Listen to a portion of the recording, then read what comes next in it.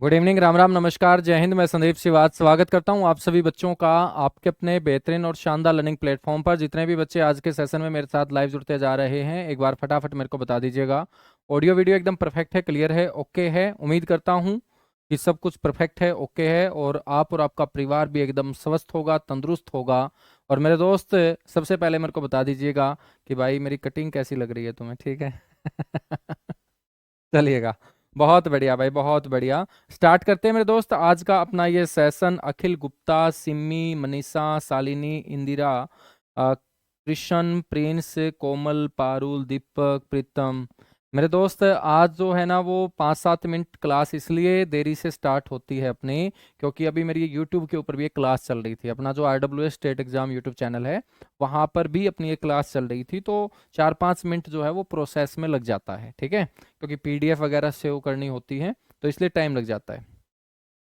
फिर भी आपको इंतज़ार करना पड़ा बच्चों, उसके लिए सॉरी बोलूँगा। तो बाकी आप 4-5 मिनट जो है ना डेली क्लास डिले से स्टार्ट होगी, इतना मान के चलिएगा। हमने जो पिछली क्लास में पढ़ा वो क्या पढ़ा? हमने पिछली क्लास में पढ़ा पूरा का पूरा ट्रांस हिमालय, क्योंकि हम उत्तर के पर्वतीय प्रदेश को पढ़ के चल रहे हैं। भारत के उत्तर में जितने भी बच्चों पर्वत हैं, उन सारे के सारे पर्वतों को अच्छे से डिस्कस करना है, तो उसको हमने 3 भागों में बांटा था मेरे दोस्त। एक था ट्रांस हिमालय, एक था हिमालय, एक था पूर्वांचल की पहाड़ियां। तो आज जो हम डिस्कस करने वाले हैं बच्चों, वो हिमालय डिस्कस करने वाले हैं। देखिएगा, मैं आपको बताऊं तो अभी मैंने आप लोगों को ट्रांस हिमालय पढ़ाया।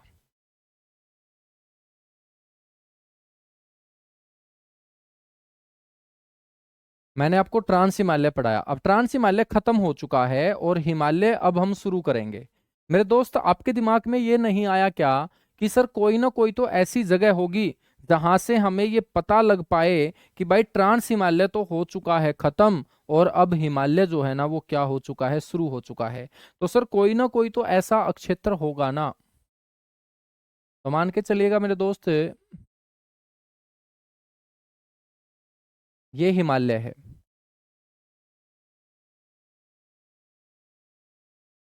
ठीक है? और इससे ऊपर वाला जो भाग है वो हमने पढ़ा ट्रांस हिमालय के रूप में।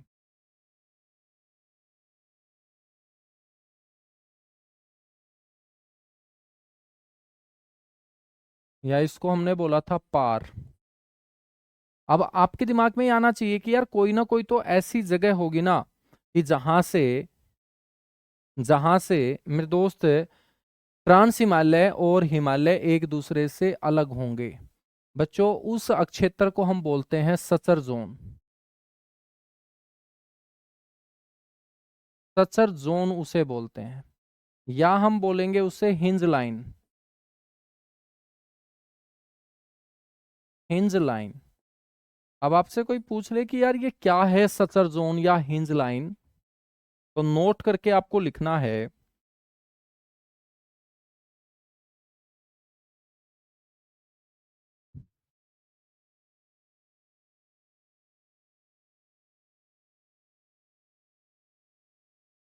कि सचर जोन जो है,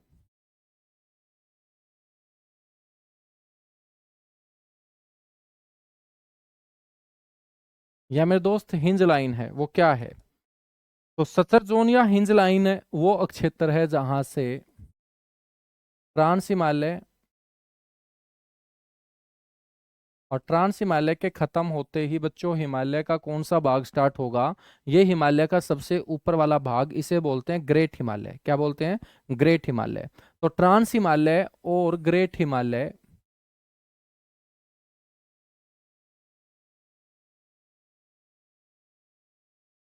बच्चों एक दूसरे से क्या होते हैं? अलग होते हैं।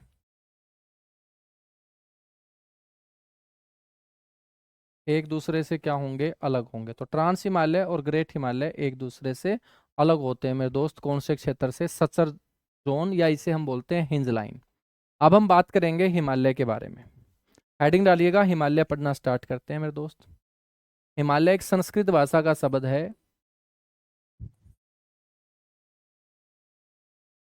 हिम का मतलब होता है बर्फ, और आल्य का मतलब होता है घर।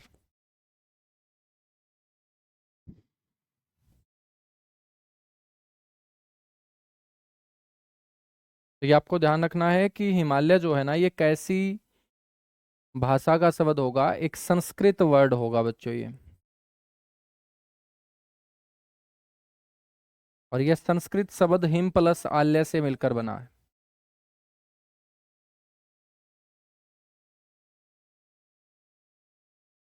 बच्चों जिसका मतलब होता है बर्फ का घर, आल्य का मतलब घर होता है। जैसे आप शिक्षा लेने के लिए विद्यालय जाते हो, खाना खाने के लिए भोजनालय जाते हो, ऐसे ही बर्फ देखनी है तो या तो आपको ध्रुवों के ऊपर जाना पड़ेगा, पोल के ऊपर जाना पड़ेगा जो नॉर्थ पोल है और साउथ पोल है, या मेरे दोस्त आपको हिमालय जाना पड़ेगा। क्योंकि ध्रुवों के बाद हम बात करें तो बड़ी मात्रा में बच्चों आपको बर्फ इसी क्षेत्र में देखने को मिलती है, इसलिए इसका नाम रखा गया है हिमालय। ठीक है बच्चों, हम बात करें कि हिमालय जहां आज है पहले वहां क्या था। तो जहां आज हिमालय, पहले वहां पानी ही पानी था बच्चों।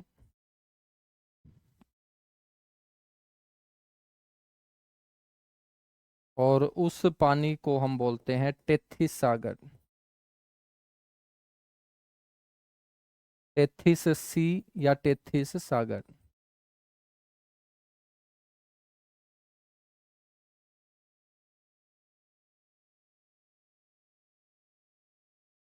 टेथिस सागर, ठीक है।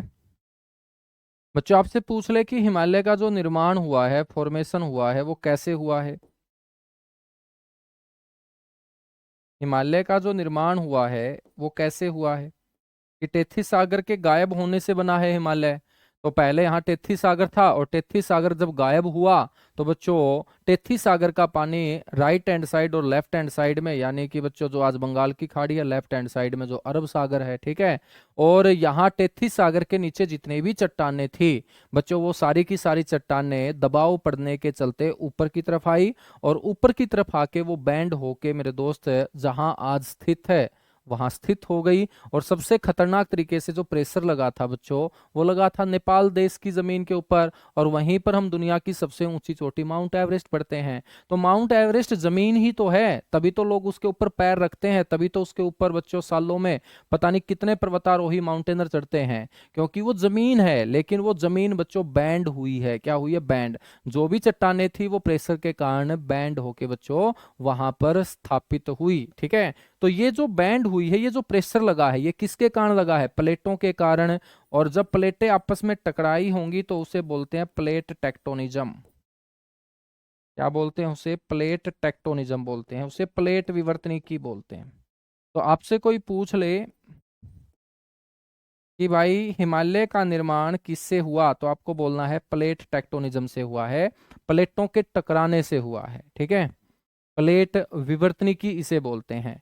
अब आपके दिमाग में आएगा कि ये प्लेट कौन सी हैं जो टकराई होंगी, ये प्लेट कौन सी हैं जो टेथीस सागर के नीचे टकराई होंगी।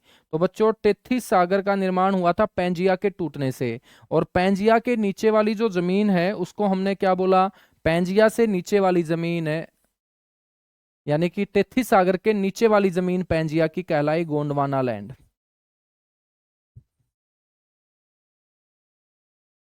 और हमने पढ़ा था कि अपने भारत की जो जमीन है, भारत का ज्यादातर जो हिस्सा है वो किसका हिस्सा है, गोंडवाना लैंड का हिस्सा है। और ऊपर वाली जो जमीन थी बच्चों, ये आपकी होगी यूरेशियन, या इसे हम बोलेंगे तिब्बती प्लेटें, क्योंकि ये सारा का सारा तिब्बत क्षेत्र होगा। या बच्चों इसे हम बोल देंगे अंगारा लैंड। तो ये चीन का जो तिब्बत वाला क्षेत्र है बच्चों, ये किसका हिस्सा रहा है, अंगारा लैंड का हिस्सा रहा है, ठीक है। तो ये वाली जो प्लेटें हैं, इन प्लेटों से टेथी सागर के नीचे टकराई थी, और टेथी सागर के नीचे टकराते ही जब ऊपर की तरफ प्रेशर लगेगा तो मेरे दोस्त पूरा का पूरा एक तरीके से भूचाल आया होगा। और भूचाल आया तो जहां टेथी सागर का पानी था बच्चों, ये साइड के अंदर चला गया, और इसके नीचे जितनी भी चट्टानें थी वो सारी की सारी बैंड होती चली गई, ठीक है। अलग अलग समय के ऊपर बच्चों ये हलचलें होती गई, और अलग अलग तरीके से ये जो श्रेणियां है वो बनती चली गई। सबसे खतरनाक प्रेशर लगने के चलते बच्चों दुनिया की जो 10 में से 9 सबसे ऊंची चोटियां हैं वो इसी ग्रेट हिमालय का हिस्सा है। उसके बाद फिर मिडल हिमालय बना, और उसके बाद शिवालिक बना। शिवालिक के बाद बच्चों हिमालय का कोई भाग आज तक नहीं बना है, आज तक नहीं बना है, ठीक है।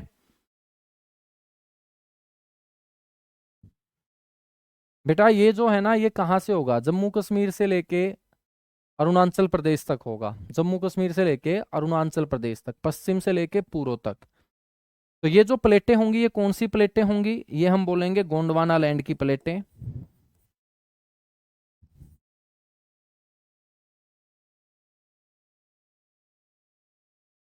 ठीक है बच्चों, ये टकराई होंगी किससे, तो आप बोलेंगे ये यूरेशियन प्लेटों से। यूरेशियन प्लेटों से, और यूरेशियन प्लेटों के साथ साथ है ऑप्शन में आ सकता है तिब्बती प्लेट। यूरेशियन प्लेट ऑप्शन में नहीं है तो तिब्बती प्लेट, या बच्चों अंगारा लैंड भी आपको ऑप्शन में मिल सकता है। तो जैसा ऑप्शन दिखेगा वैसा हम आंसर देंगे, अंगारा लैंड प्लेट हम बोल देंगे, ठीक है ना। तो इस तरीके से इसका निर्माण हुआ है। बच्चों हम बात करें तो इसका निर्माण हुआ, तो फिर इसका विभाजन हुआ। इसका क्या हुआ, विभाजन हुआ। विभाजन से पहले मैं आपको एक और पॉइंट यहाँ पे बता देता हूँ कि बच्चों आपसे कोई पूछ ले कि ये हिमालय किस प्रकार के पर्वत का उदाहरण है, तो आप बोलेंगे ये एग्जाम्पल है मेरे दोस्त न्यू फोल्ड माउंटेन का। Example of new fold mountain, या हम बोल सकते हैं नवीनतम वलित पर्वत का उदाहरण है बच्चों।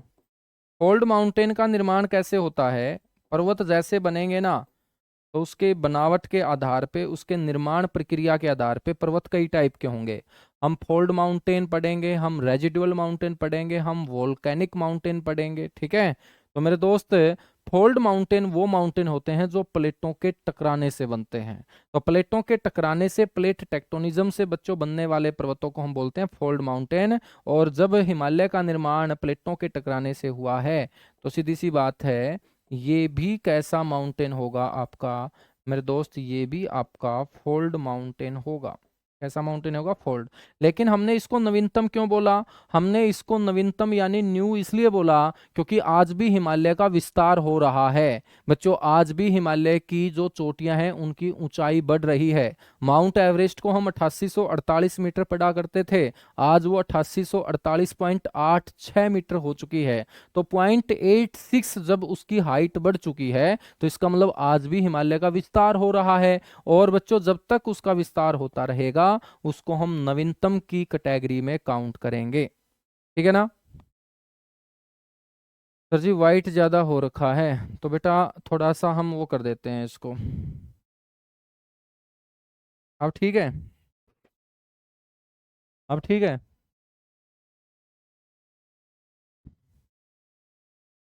यहां तक चीजें समझ में आई। बच्चों हम बात करें तो जो ये हिमालय है ना, इसकी आकृति कैसी है। यदि आपसे पूछ ले कि शेप कैसी है मेरे दोस्त, आकृति कैसी है हिमालय की, तो आप लोगों को बोलना है कि हिमालय की जो आकृति है वो आरक के जैसी है। आरक का मतलब चाप, या बच्चों हम बोल सकते हैं धनुषाकार, ठीक है। तो ऐसे ही तो होता है धनुष, इसी को तो बोलते हैं आर्क, इसी को तो बोलते हैं चाप, ठीक है।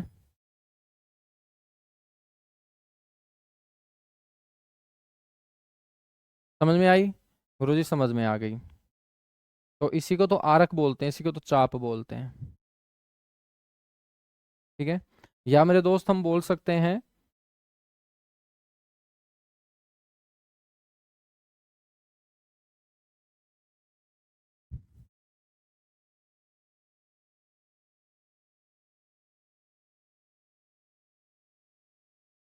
बेटा,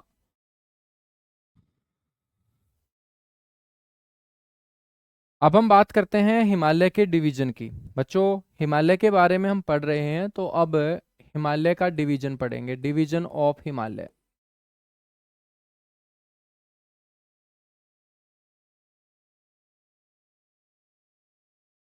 यानी कि हिमालय का विभाजन,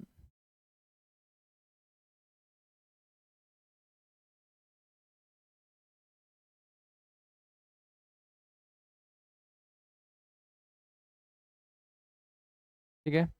तो हिमालय का जो विभाजन है बच्चों, वो हम दो तरीके से करेंगे, एक ऊंचाई के आधार पे, एक लंबाई के आधार पे। तो सबसे पहले हम विभाजन पढ़ रहे हैं यहाँ लंबाई के आधार पे।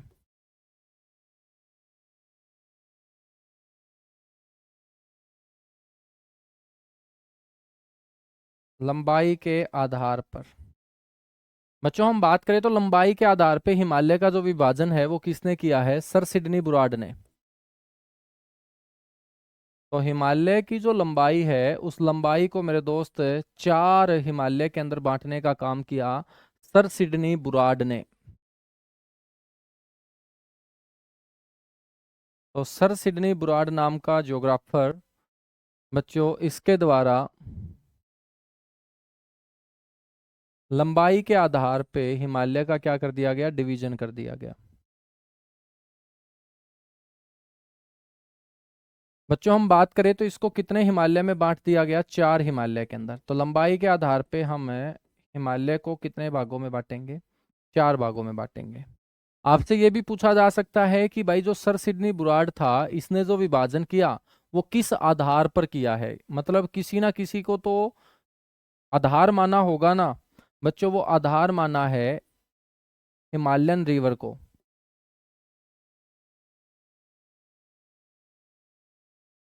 हिमालयन रिवर यानी कि हिमालय क्षेत्र से निकलने वाली नदियां,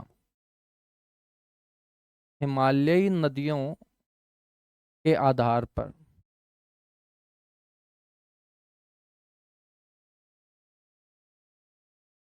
तो जो हम 4 हिमालय पढ़ेंगे ना बच्चों वो नदियों के आधार पे पढ़ेंगे जब इसका डिवीजन किया गया। ठीक है, देखिएगा कैसे डिवीजन किया गया है वो मैं आपको बता रहा हूं। जब लंबाई मेरे दोस्त यहां पर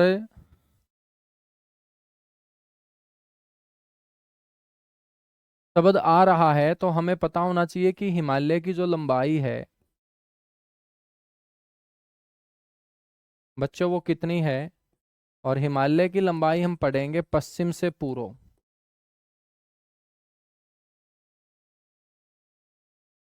यानी कि वेस्ट टू ईस्ट मेरे दोस्त वो 2400 किलोमीटर है। तो आपसे कोई पूछ ले कि हिमालय की लंबाई बच्चों कितनी है तो आपको बोलना है 2400 किलोमीटर। ठीक है ना।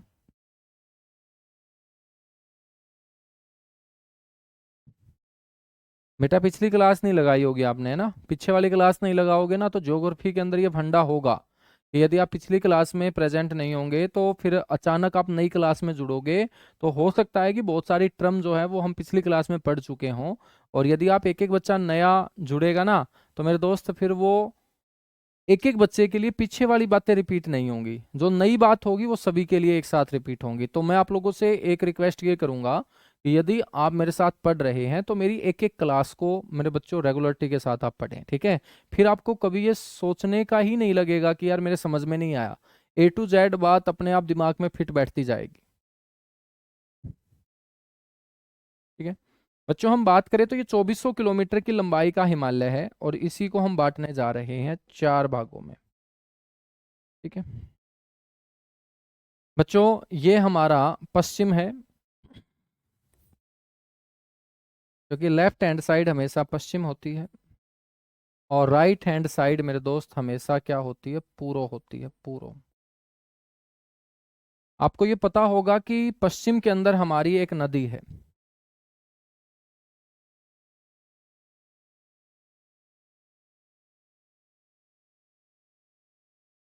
और बच्चों पश्चिम के अंदर हमारी जो एक नदी है इस नदी का नाम है मेरे दोस्त इंडस। कौन सी रिवर होगी? ये इंडस रिवर होगी। ठीक है, और मेरे दोस्त हम बात करें तो पूर्व में भी हमारी एक नदी आएगी ऐसे भारत के अंदर एंटर करेगी। मेरे दोस्त इस नदी का नाम है दिहांग।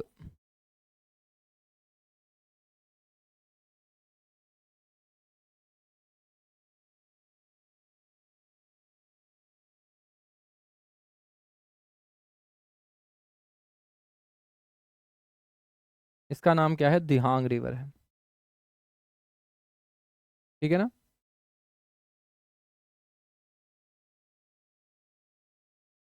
समझ में आई बात? तो मेरे दोस्त आपसे कोई पूछ ले कि हिमालय कौन सी दो नदियों के बीच फैला हुआ है, तो आप बोलेंगे इंडस रिवर और मेरे दोस्त दिहांग रिवर।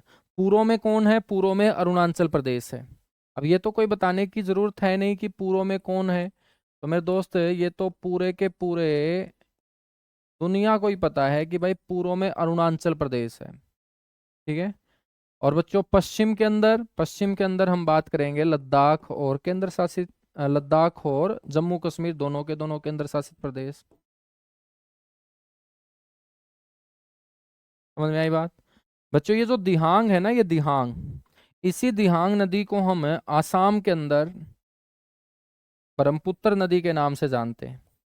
तो बच्चों अरुणाचल प्रदेश के अंदर तो इसे दिहांग बोलते हैं, लेकिन जब ये ब्रह्मपुत्र नदी प्रवेश कर जाती है कहाँ पर? आसाम के अंदर, जिसको असोम आजकल कहा जाता है। बेटा 24 किलोमीटर कहाँ है? 2400 किलोमीटर है, 2400 किलोमीटर।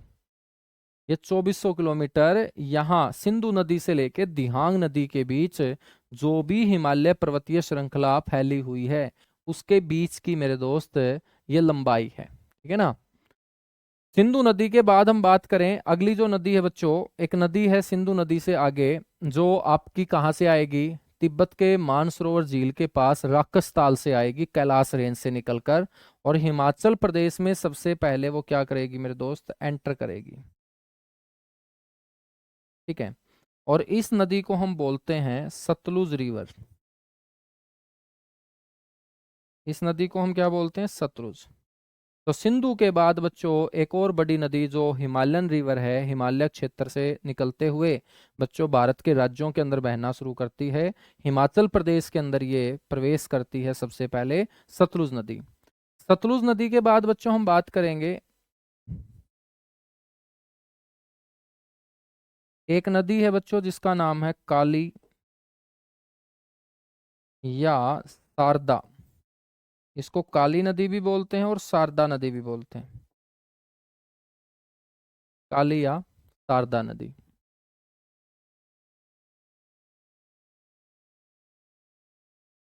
सर जी जम्मू तो उत्तर में है बेटा, मैंने यहाँ पर चार दिशा बताई नहीं तुम्हें। ठीक है। जम्मू तो उत्तर में है, लेकिन हम बात कर रहे हैं यहाँ पर उल्टे हाथ से लेके सुलटे हाथ की तरफ। बेटा पश्चिम के अंदर गुजरात है, अब गुजरात में हिमालय थोड़ी है? क्या बात है? सर्दी आने से पहले घर वालों ने बादाम की बोरी खरीद के रख दी क्या? इतना दिमाग क्यों चलाते हो तुम? थोड़ा थोड़ा चलाया करो ना दोस्त। जम्मू तो उत्तर में है, तो उत्तर में ही तो है जम्मू, लेकिन हिमालय भाई साहब गुजरात में नहीं है। ठीक है। यदि हिमालय गुजरात में होता ना, फिर बच्चों हम इसको गुजरात से शुरू कर देते।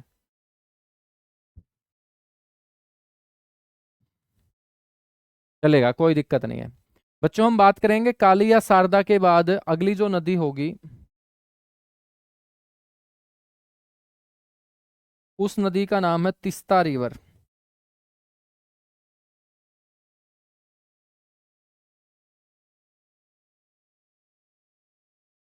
का नाम क्या है? तिस्ता रिवर, तिस्ता नदी। तिस्ता नदी। ठीक है। तो ये जो है मेरे दोस्त, ये हमने पांच नदियां लिख दी, और इन पांच नदियों के बीच फैले हैं कितने हिमालय? चार हिमालय। ठीक है। अब हम बात करते हैं कि सिंधु नदी से लेके सतलुज नदी तक ये जो भी पर्वत फैले होंगे, ठीक है बच्चों, इनको हम बोलते हैं पंजाब या कश्मीर हिमालय।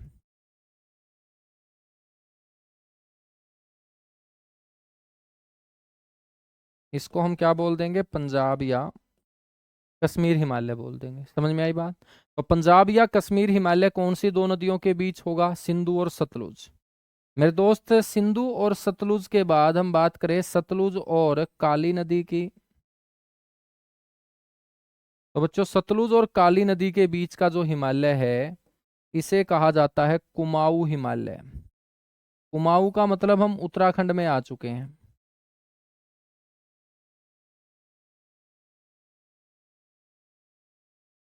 ठीक है। तो इसका मतलब बच्चों हम कहाँ आ चुके हैं? उत्तराखंड में आ चुके हैं। ठीक है।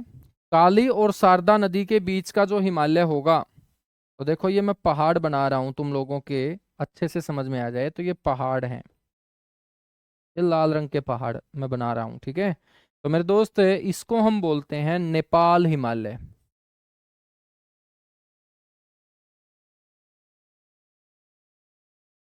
इसको हम बोलेंगे नेपाल हिमालय।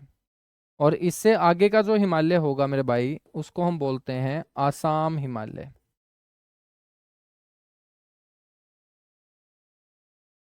ठीक है। अभी बच्चों, आसाम के गुवाहाटी के रहने वाले जुबीन गर्ग नाम के एक बहुत तगड़े बॉलीवुड सिंगर का निधन हुआ था, ये पेपर में पूछा जाएगा आपसे, ठीक है। तो मेरे दोस्त ये आपका कौन सा हिमालय होगा? आसाम हिमालय होगा। तो मेरे दोस्त ये चार हिमालय हैं, और इन चार हिमालय को आपसे पूछ लिया जाए कि भाई सीक्वेंस में लगाओ, तो सीक्वेंस में लगाओगे पश्चिम से पूर्व जाते हुए, पहले पंजाब या कश्मीर हिमालय, फिर कुमाऊं हिमालय, फिर नेपाल हिमालय, फिर आसाम। पूर्व से पश्चिम बोल देगा तो आसाम, नेपाल, कुमाऊं, बच्चों पंजाब या कश्मीर। आपसे नदियों के नाम देके पूछ लेगा, काली या शारदा नदी, तीस्ता नदी के बीच का हिमालय कौन सा है? नेपाल। आपसे पूछ लेगा आसाम हिमालय जो है ना भाई साहब, वो कौन सी दो नदियों के बीच है? तीस्ता और दिहांग नदी के बीच है। आपसे पूछ लेगा पूरा हिमालय कितने किलोमीटर लंबाई में है? 2400 किलोमीटर। आपसे पूछ लेगा किन दो नदियों के बीच हिमालय 2400 किलोमीटर की लंबाई में फैला हुआ है? तुम बोलोगे सिंधु नदी और दिहांग नदी के बीच। बच्चों ये 2400 किलोमीटर की लंबाई को हमने चार हिमालय में डिवाइड किया। तो आपसे कोई पूछ ले कि भाई पंजाब हिमालय जो है ना, वो कितने किलोमीटर तक फैला हुआ है? तो आप बोलेंगे 560 किलोमीटर। तो 2400 में से 560 किलोमीटर मेरे दोस्त आपका पंजाब या कश्मीर हिमालय है। 320 किलोमीटर जो है वो कुमाऊं हिमालय है। 800 किलोमीटर जो है बच्चों वो नेपाल हिमालय है। और 720 किलोमीटर शेष बचा बच्चों आसाम हिमालय है। तो सबसे बड़ा हिमालय होगा नेपाल, सबसे छोटा होगा कुमाऊं।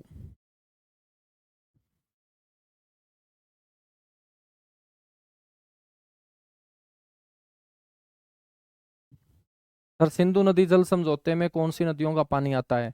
बेटा जब मैं आपको गंगा नदी पढ़ाऊंगा, जब आपको सिंधु नदी पढ़ाऊंगा, जब आपको ब्रह्मपुत्र नदी पढ़ाऊंगा, तो उस टॉपिक में मैं आपको पढ़ाऊंगा कि छह नदियों को लेकर 19 सितंबर 1960 को बच्चों पाकिस्तान की राजधानी कराची, क्योंकि 1960 में पाकिस्तान की राजधानी कराची हुआ करती थी, और कराची के अंदर बैठ के मेरे दोस्त पाकिस्तान के राष्ट्रपति और भारत के प्रधानमंत्री ने एक समझौता किया था। उसी को इंडस रिवर वाटर एग्रीमेंट बोलते हैं। और उस समझौते के तहत तीन नदियों का पानी अब में मिला था, और तीन नदियों का पानी बच्चों पाकिस्तान ले गया था। उन तीन नदियों के अंदर एक झेलम थी, एक चिनाब थी और एक सिंधु थी।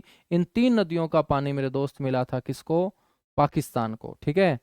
रावी, व्यास और सतलुज, इन तीन नदियों का पानी मेरे दोस्त मिला था किसे? भारत को, जो 20% होगा। तो ये सारी की सारी बातें हम करेंगे, तुम टेंशन मत लो, ठीक है। तो यहां तक चीजें क्लियर हुई? बिल्कुल क्लियर हुई। तो बच्चों ये हमने लंबाई के आधार पे हिमालय का डिवीजन पढ़ा है। अब हम बात करेंगे ऊंचाई के आधार पे।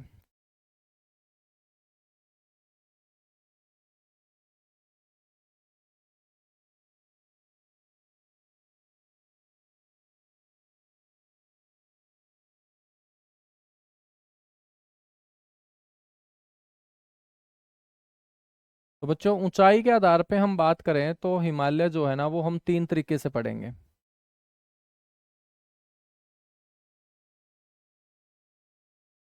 तीन नाम आपको हिमालय के पढ़ने को मिलेंगे, ठीक है। ये तीन कौन से होंगे?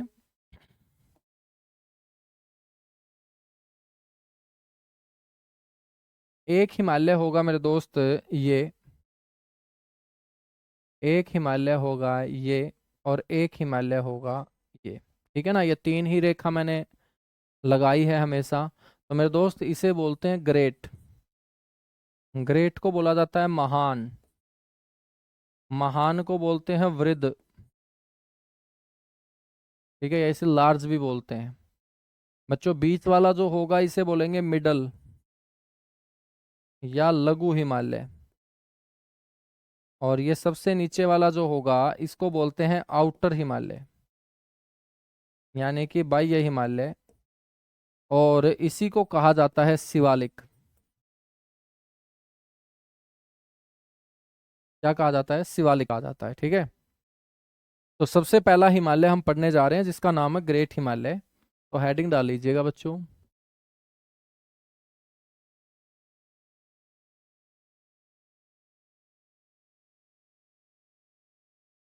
ग्रेट हिमालय, जिसे हम बोलेंगे महान हिमालय। बच्चों इसे क्यों कहा जाता है महान? क्योंकि एक तो ये हिमालय का सबसे पहले बना हुआ भाग है और सबसे ऊंचा भाग है मेरे दोस्त, ठीक है। इसीलिए इसे ग्रेट हिमालय या महान हिमालय बोलते हैं। तो पहला पॉइंट आपको पता होना चाहिए, ये हिमालय का सबसे पहले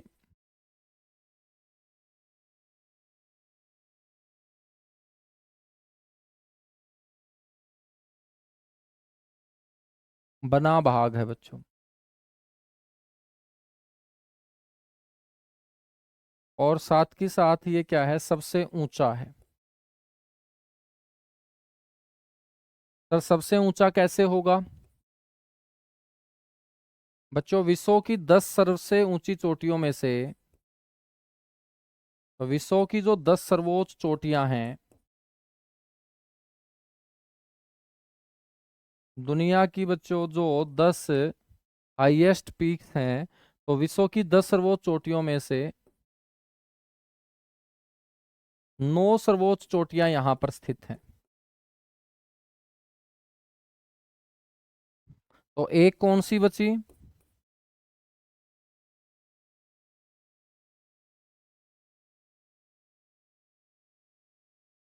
बच्चों एक बची केटू। केटू जो है ना, केटू जो है मेरे दोस्त, वो हमने पढ़ा था ट्रांस हिमालय की काराकोरम रेंज का हिस्सा, ठीक है। बच्चों ग्रेट हिमालय के जो अन्य नाम हैं वो कौन कौन से होंगे? एक तो इसको हम बोलते हैं वृद्ध हिमालय। वृद्ध का मतलब होता है बड़ा, यानी कि लार्ज।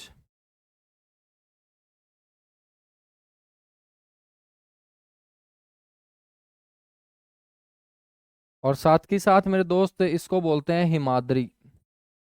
इसका एक नाम क्या है? हिमाद्री। हिम का मतलब बर्फ होता है, और जहां पर बर्फ का आदर होगा उसी को हिमाद्री बोलेंगे, है ना बच्चों। और यहाँ पर बर्फ का आदर क्यों है? क्योंकि ये सबसे ऊंचा भाग है, और बर्फ गिरने के लिए ऊंचाई बड़ी जरूरी है।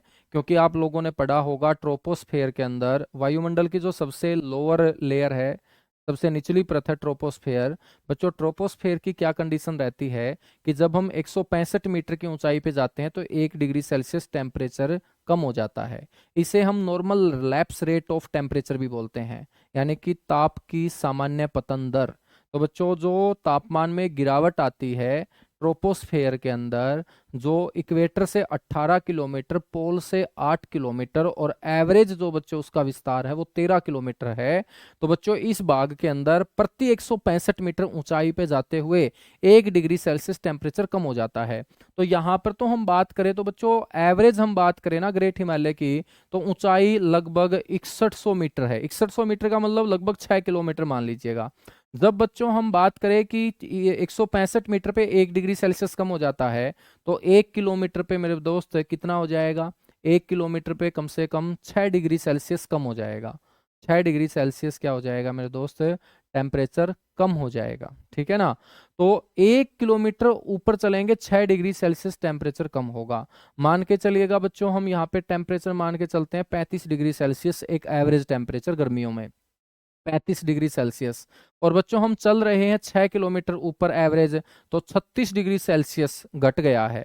तो 36 डिग्री सेल्सियस का मतलब -1 डिग्री, और -1 का मतलब क्या होगा? वहां बर्फ गिरना। इसीलिए बच्चों वहां पर हमेशा बर्फ ही बर्फ क्या है, पाई जाती है। और बर्फ ही बर्फ पाई जाती है, तो बर्फ का आदर होने के चलते इसका नाम क्या हुआ? हिमाद्री हुआ। क्या हुआ? हिमाद्री हुआ है, ठीक है ना। यहां तक चीजें क्लियर हुई? एक बार फटाफट बताओ। तो बच्चों इसका नाम है वृद्ध हिमालय, बड़ा हिमालय, लार्ज हिमालय, हिमाद्री के नाम से इसे हम जानते हैं। इसकी यदि आपसे पूछ ले कि एवरेज हाइट कितनी है भाई?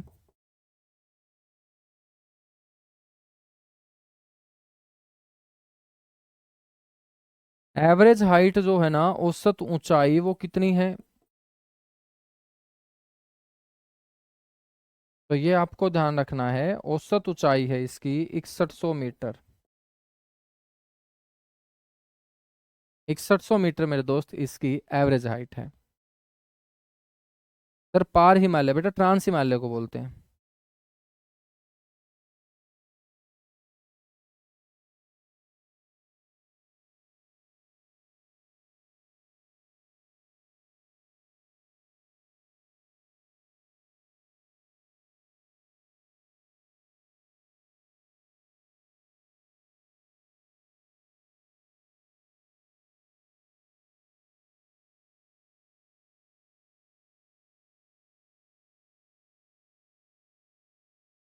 बेटा हिमालय समझ में नहीं आया, समझाने वाली तो कोई चीज़ है ही नहीं यहाँ पर, तो डायरेक्ट मैंने बात ही बताई है कि भाई ये हिमालय का सबसे ऊंचा भाग है, ऊंचा है तो सबसे ऊपर है।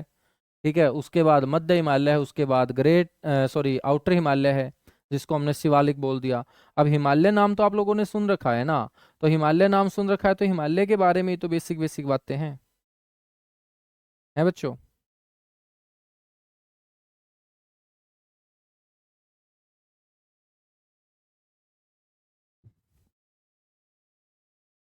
नहीं बेटा, अब 3 दिन जो है ना वो मेरी क्लास होगी, और 3 दिन जो है ना वो क्लास होगी आपकी हिस्ट्री की। हिस्ट्री की 3 दिन क्लास हुआ करेगी, ठीक है, चलेगा। अब हम बात करते हैं बच्चों कि इस ग्रेट हिमालय के अंतर्गत कौन कौन सी चोटियां आती हैं।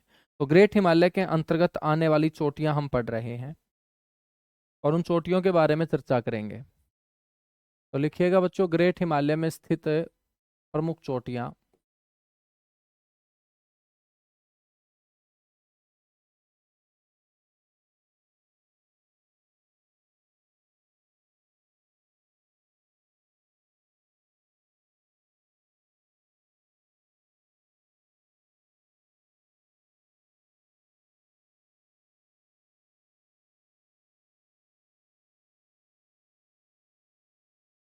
ठीक है, चोटियों का मतलब पीक्स होता है।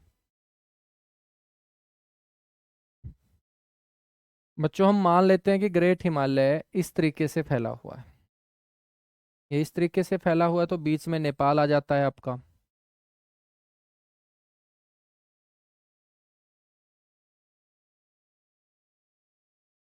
ठीक है ना, तो ये आपका नेपाल है, ये मेरे दोस्त सिक्किम है,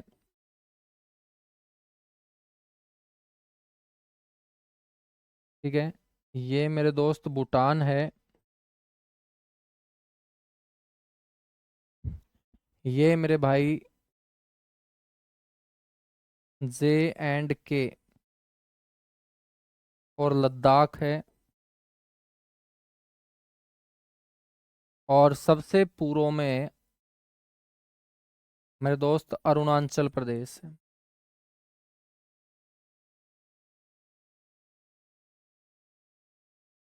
ठीक है, और ये है ग्रेट हिमालय। कौन सा हिमालय? ग्रेट हिमालय। बच्चों हम बात करें तो ग्रेट हिमालय में यहाँ पर, ग्रेट हिमालय में यहाँ पर बच्चों जो पहाड़ है, उस पहाड़ का नाम है नंगा पर्वत।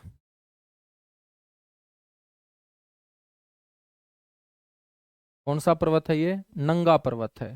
तो नए से नंगा और नए से नौवा, बच्चों ये विश्व का 9वां सबसे ऊंचा पर्वत है। ठीक है, तो 9th highest mountain of world जो होगा बच्चों, वो होगा नंगा पर्वत। बच्चों बिल्कुल पूर्व के अंदर जो पर्वत है इसका नाम है नामचा भारवे।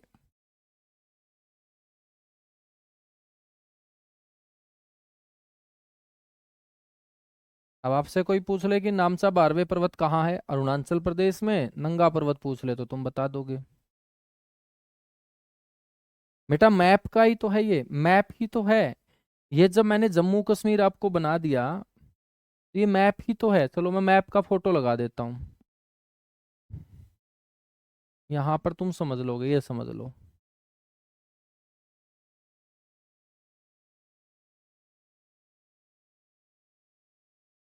ये लीजिएगा। अब देखिएगा मैप होता है छोटा, ऐसी चीजें आएंगी नहीं, या इसको बड़ा करके देखें आ जाएगी।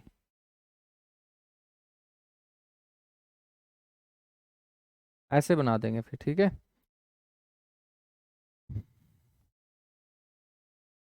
तो यहाँ से एक बार समझ लीजिएगा, थोड़ा सा देख लीजिएगा कि ये बच्चों आपका नंगा पर्वत है यहाँ, ठीक है।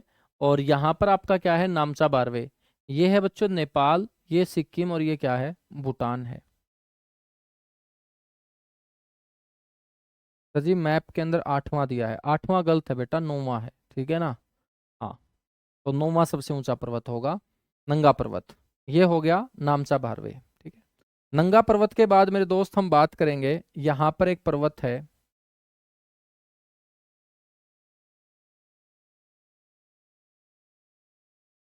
जिसका नाम होगा धौलागिरी।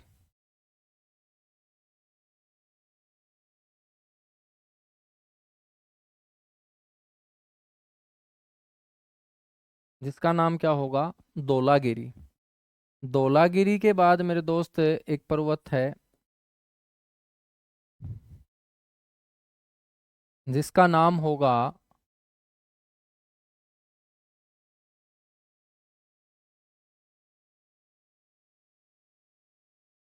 अन्नापूर्णा। क्या होगा, अन्नापूर्णा। हाँ भाई, ये सारे के सारे मैं नोट्स करवाऊंगा, आपको टेंशन मत लीजिएगा, सारे के सारे मैं नोट आप लोगों को करवाऊंगा, ठीक है ना। सारे के सारे नोट करवाऊंगा, तो आप टेंशन मत लो, मैं एक बार आपका बता रहा हूं, क्योंकि यहाँ से क्वेश्चन कैसे पूछा जाएगा वो मैं आपको बताऊंगा। बच्चों यहाँ पर एक पर्वत है, इस पर्वत का नाम है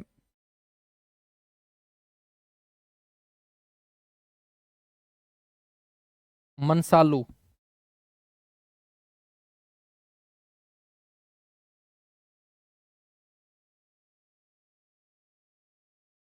मनसालू। मनसालू के बाद मेरे दोस्त एक पर्वत है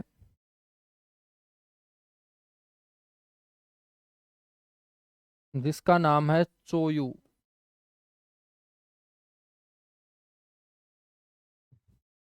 चोयू के बाद मेरे दोस्त एक पर्वत है,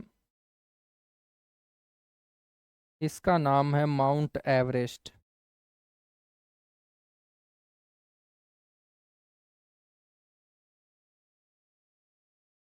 माउंट एवरेस्ट, ठीक है, ये है बच्चों दुनिया की सबसे ऊंची चोटी। माउंट एवरेस्ट के बाद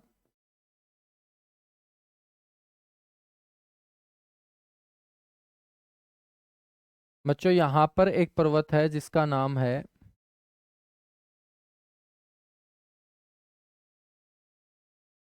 मक्कालू। और एक पर्वत आपको यहाँ पे ध्यान रखना है, इसका नाम है कंचनजंगा।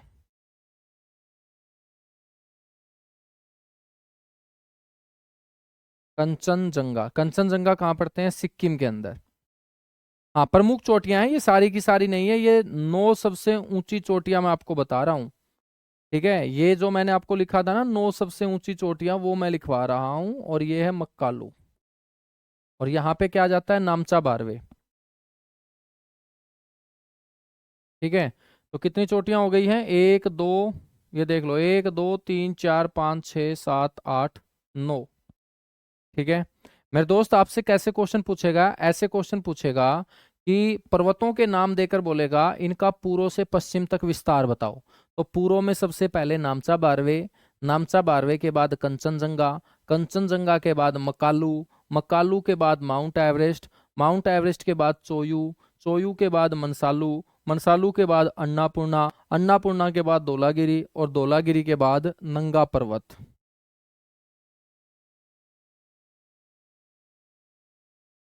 ठीक है ना। तो इस तरीके से आपको ये चोटियां क्या है, ध्यान रखनी है। अब यहाँ पर एक एक करके हम पढ़ते हैं। तो सबसे पहले सबसे ऊंची चोटी को पढ़ेंगे, फिर बच्चों दूसरी सबसे ऊंची चोटी को पढ़ेंगे, फिर तीसरी सबसे ऊंची चोटी को, ऐसे पढ़ के चलेंगे। तो सबसे पहली जो चोटी होगी उसका नाम है माउंट एवरेस्ट।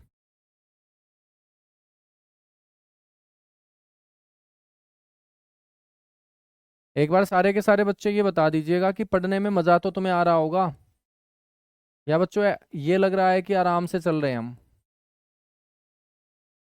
देखिएगा, मैं आप लोगों को बता देता हूँ कि आज इतने बड़े कंपटीशन में अपने को नौकरी लगना है, तो नौकरी लगना भी अपने आप में एक पहाड़ के ऊपर चढ़ने जैसा है। और मेरे दोस्त, आप लोगों ने ये जरूर सुना होगा कि पहाड़ के ऊपर आराम से चढ़ा जाता है, दौड़ के नहीं चढ़ा जाता। ठीक है, तो बच्चों सिलेबस जो है ना वो हमें अच्छे तरीके से कवर करना है, क्योंकि एक बार ही हम कोचिंग जिंदगी में बड़े डेडिकेशन के साथ, डिसिप्लिन के साथ, जोश के साथ बच्चों लेते हैं। और जब एक बार में हमारा सिलेबस अच्छे से कवर हो जाए ना, फिर उसके बाद हमें भटकना नहीं पड़ता है, फिर अपने को सेल्फ स्टडी करनी होती है। ठीक है ना। हाँ बिल्कुल, मैं सीरियल वाइज लिखवाऊंगा। तो सबसे पहले हम माउंट एवरेस्ट को पढ़ रहे हैं। तो आज नौकरी लगना अपने आप में पर्वत के ऊपर चढ़ने जैसा है। तो जो बच्चे बोलते हैं फास्ट कराओ फास्ट कराओ, तो बेटा पहाड़ों के ऊपर कभी भी दौड़ के नहीं चढ़ा जाता। उसैन बोल्ट दुनिया का सबसे बड़ा तेज धावक है, लेकिन एवरेस्ट के ऊपर नहीं चढ़ा है वो। ठीक है ना, क्योंकि यहाँ तेज दौड़ने वाला एवरेस्ट पे चढ़े ये जरूरी नहीं है, लेकिन निरंतर चलने वाला एवरेस्ट के ऊपर जरूर चढ़ जाएगा।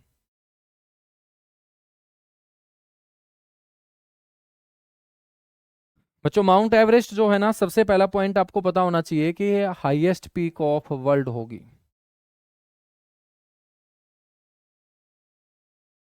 Highest peak of world. ठीक है बच्चों, ये विश्व की सर्वोच्च चोटी है। और ये कहाँ स्थित है, तो आप बोलेंगे लोकेटेड इन नेपाल।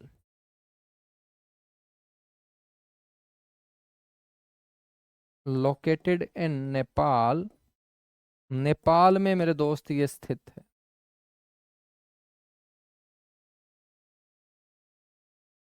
नेपाल में स्थित है। बच्चों यदि ये सबसे ऊंची चोटी है, तो इसका मतलब हिमालय जो होगी वो विश्व की क्या होगी, सबसे ऊंची श्रेणी होगी। विश्व की जो लंबी पर्वतमाला है, longest mountain range of world जो है वो एंडीज है, जो साउथ अमेरिका में है। ठीक है, लेकिन बच्चों हम यहाँ पे बात कर रहे हैं हाईएस्ट माउंटेन रेंज की। तो विश्व की सबसे ऊंची पर्वतमाला मेरे दोस्त हिमालय हो जाएगा। हाईएस्ट माउंटेन रेंज क्यों, क्योंकि दुनिया की सबसे ऊंची चोटी हिमालय का ही हिस्सा है, इसलिए इसे विश्व की सबसे ऊंची श्रेणी बोलेंगे, highest mountain range of world बोलेंगे।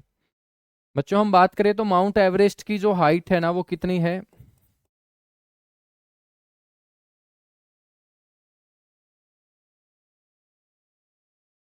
हाइट है मेरे दोस्त 8848.86 मीटर। ठीक है बच्चों, ये जो माउंट एवरेस्ट है ना, इसको अलग अलग नामों से अलग अलग जगह के ऊपर जाना जाता है। तिब्बत के अंदर बच्चों हम बात करें तो माउंट एवरेस्ट को किस नाम से जाना जाता है, तो तिब्बत में इसका नाम है मेरे दोस्त चोमोलुंगमा। चोमोलुंगमा।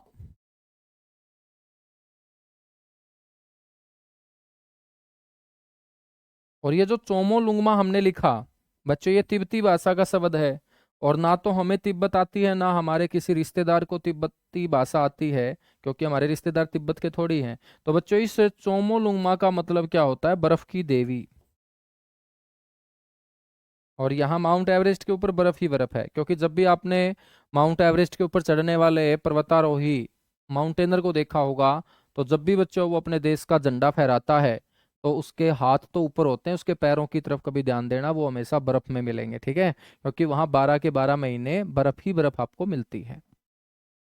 तो बच्चों चोमोलुंगमा इसे बोलते हैं तिब्बत के अंदर। तो नेपाल में क्या बोला जाता है, तो आप बोलोगे कि सर नेपाल में स्थित है, तो नेपाल के अंदर तो इसे माउंट एवरेस्ट ही बोलते होंगे। नहीं मेरे दोस्त, नेपाल में इसका जो नाम है ना वो है सागर माथा।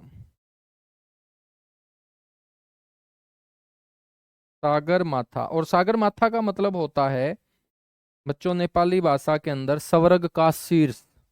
स्वर्ग का शीर्ष मतलब यदि धरती को हम स्वर्ग माने, तो बच्चों स्वर्ग का जो टॉप फ्लोर होगा, सबसे ऊंचा जो क्षेत्र होगा वो क्या होगा बच्चों, जहां सबसे ऊंचाई पे हम चढ़ते हैं माउंट एवरेस्ट होगा।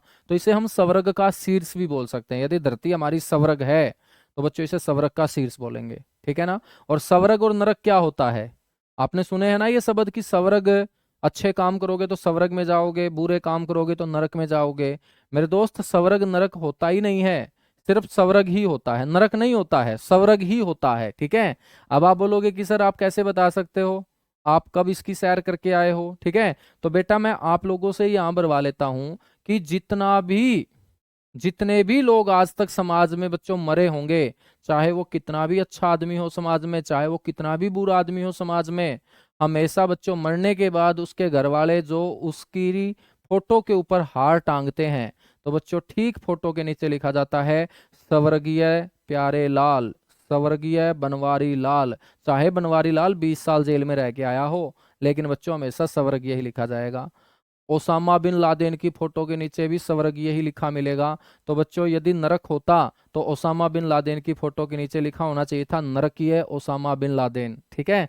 तो इसका मतलब क्या है, नरक होता ही नहीं है भाई साहब, स्वर्ग ही होता है, ठीक है। तो थोड़े बहुत यदि अपने को कांड करने भी हैं तो कर सकते हैं, क्योंकि बच्चों स्वर्ग में ही जाएंगे, नरक होता ही नहीं है, ठीक है। सही बात है या गलत है, एग्री करते हो मेरी बात पे, है बच्चों, मेरी बात से एग्री करते हो तुम, बताओ फटाफट।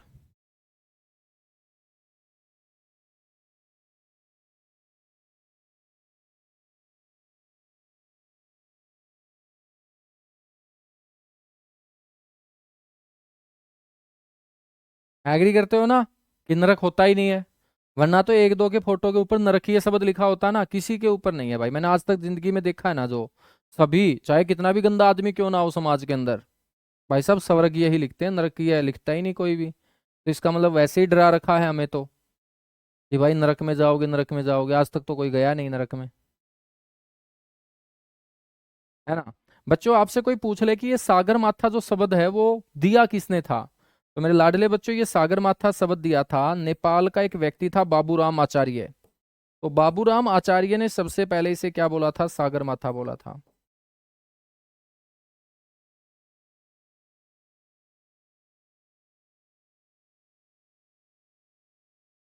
तो आपको ये पता होना चाहिए ना कि भाई ये नाम किसने दिया है, बाबूराम आचार्य ने।